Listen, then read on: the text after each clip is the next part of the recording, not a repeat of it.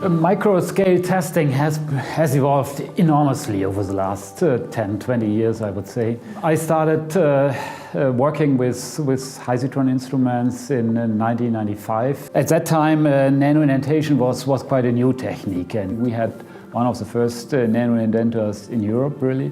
Nowadays, you find nano indenters at each university, more or less, in Europe. There is a very, very good prospect for nanomechanical testing also for the future, since nowadays more or less everybody combines really the measurements on the small scale with large scale. This helps really improving the understanding of the mechanical behavior enormously. This is my first time to attend this particular meeting, but I really enjoy it because the participants are really experienced, sophisticated users of this kind of technique.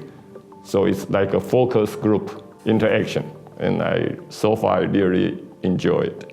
If you have a conferences or seminar which is not really matter what's your background or your scope, but the technique, I think this is quite useful. It's always good to go to this kind of talks, and you get your own idea that, oh, how I can, not definitely 100% just using this technique, but you can translate it or convert it to the technique can be useful for your samples.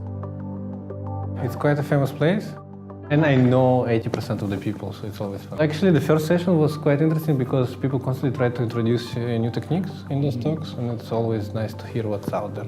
It's a very nice conference. People are here from around the world, and we have really very good exchange. We see new developments on the instruments, we see new developments and applications of these techniques.